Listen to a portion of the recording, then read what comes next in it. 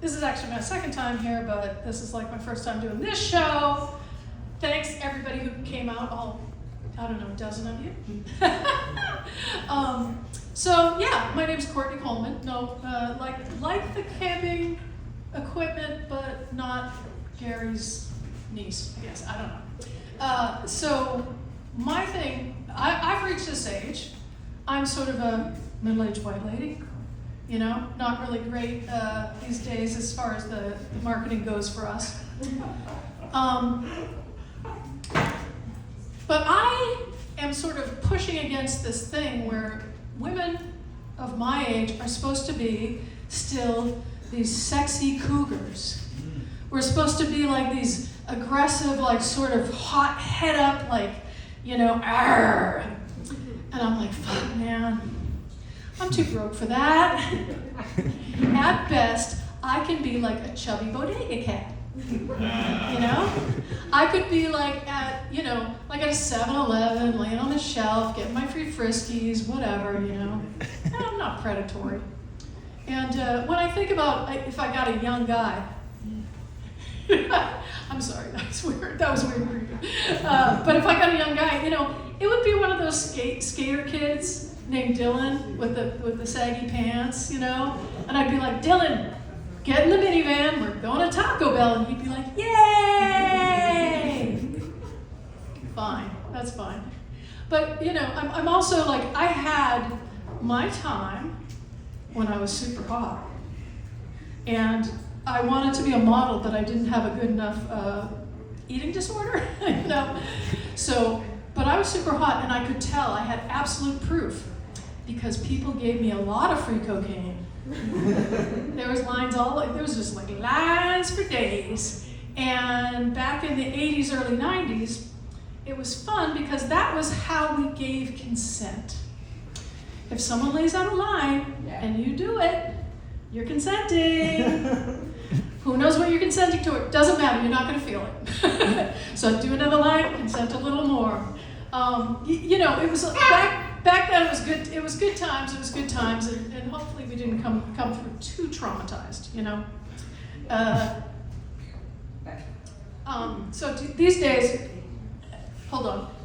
These days, I don't get offered the same drugs. I get offered like Ozempic or you know, calcium supplements, antidepressants.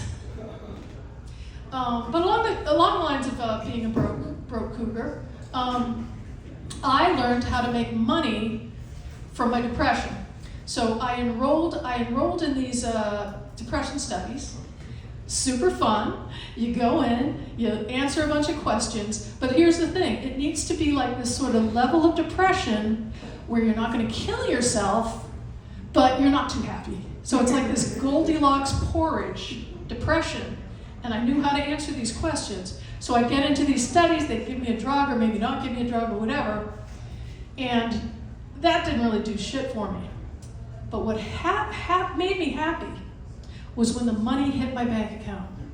So suddenly the money would hit my bank account, I could pay my bills, and I was like, oh my God, I feel so great. I think I've discovered the cure for depression.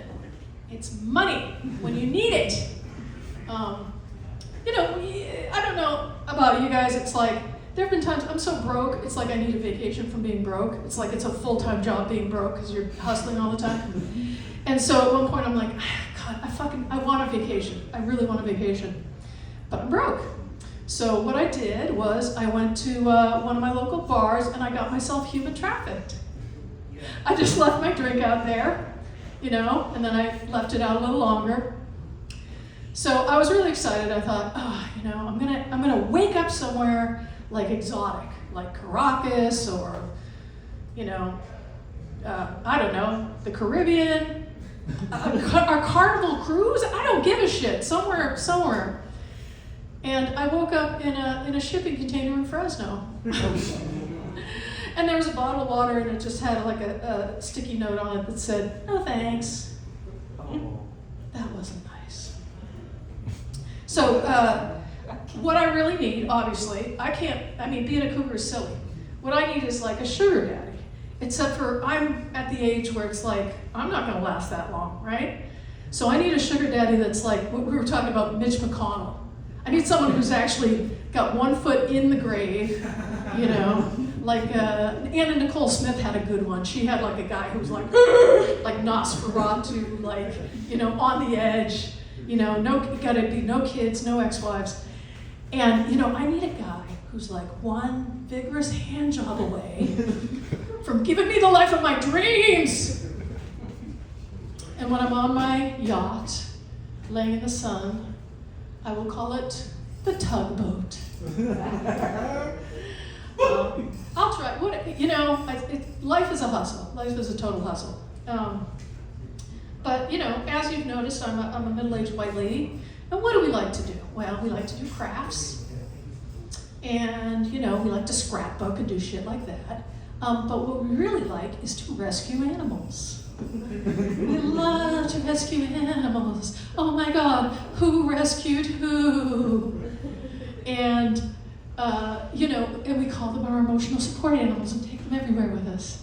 Oh, he's gotta come. He's my emotional support animal. But in reality, we know that they are not emotional support animals. They are emotional hostages. They did not consent. They didn't sign up for this, and they do not have psychology degrees, and they can't prescribe us drugs. But what I discovered is like any animal can be an emotional support animal when you're sad enough. You could grab yourself a Madagascar hissing cockroach, right? And just be like, Jeffrey, I don't know, it's just like he left me again, and it's just, and Jeffrey would just be like, psst, psst, psst. I know, you're right. You're right, Jeffrey. I don't particularly like people who call their dogs fur babies. They call them fur kids, fur babies. I think that's weird. I think it implies, like for me, because I do have a dog, I think it implies that I have sex with dogs, if it's my fur baby, right? And I think you will find that all those charges were dropped for lack of evidence. My lawyer pled it down to misdemeanor heavy petting. I got restraining orders against me, and I'm a registered petophile. And then I just stood up in front of the judge and I said, Judge, I already told them I was a groomer. But seriously, like I did have a dog, and dogs are great, but they cost you a lot of money. And this is part of the reason why I'm so broke. So my dog had to have a splenectomy. And they're like, okay, your dog has a mass on a spleen, blah, blah, blah, compares splenectomy. I'm like, oh, fuck. I just go over and I get a new credit card and I do this and whatever because I love her, fucking dog. And then they do the splenectomy, and then it's like they didn't even let me keep the spleen. I'm like, don't I get something from this? Because the thing is, if you know dogs, like I could have taken her spleen, chopped it up, and fed it to her, and she would have ate it. I know it's gross, but it's true. My dog was a great dog, but like, don't feel sad that she passed away, because it's like she had a better life than most of you people in here. She went on an all expenses paid vacation to Europe with me. She had her own passport. She got to go to Ireland and England and Spain and all this stuff that maybe some of you people will never see. So she had a pretty good life for a four-legged creature. But you know, yeah, it's sad to lose them. And when she was dying, I was like trying to do all this good stuff for her. I wanted to do, oh God, this, that. And I was doing human shit that humans would want. Yeah. So it's like, I dragged her bed outside. I'm like, oh, I want her to see the stars one last time. And she's there going, and then she gets up and goes in the house. I'm like, okay, you're not into that. Fine. And I'm feeding her ice cream and doing all this shit. But what I realized with dogs, like if you took a dog and said, you're on death row, what do you want for your last meal?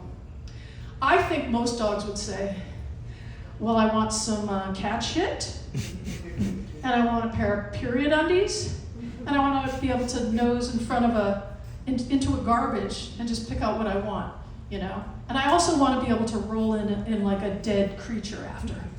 And it's like, okay, if that's what you want.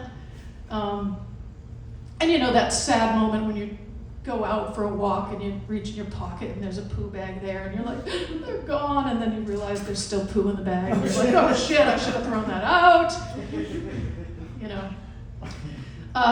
So now what I do is I just make do. I have 2 ducks.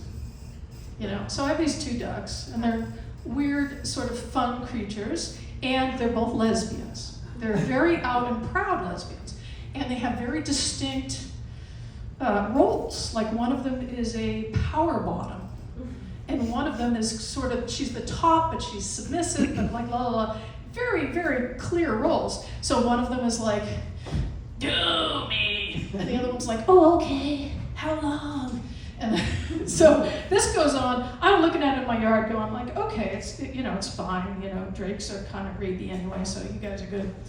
But the thing is, the power bottom, Sophie, likes to draw me into their sexual play. And so she'll come and she'll bite my feet, and she'll just like, you know, she'll like run in front of me and flatten out. Like, yeah. And I'm like, no, you're a duck. Leave me alone, that's so gross. She'll, no, and she'll bite my feet. So I'm like, okay, I'll just pet your butt a little bit. I'll just do it a little bit. And she'll be like, yeah, I'm into it. And I'll pet her butt. And then it's like, okay, I'll pull your hair. I'll pull your hair a little bit, because I know you like it. I'll pull your hair.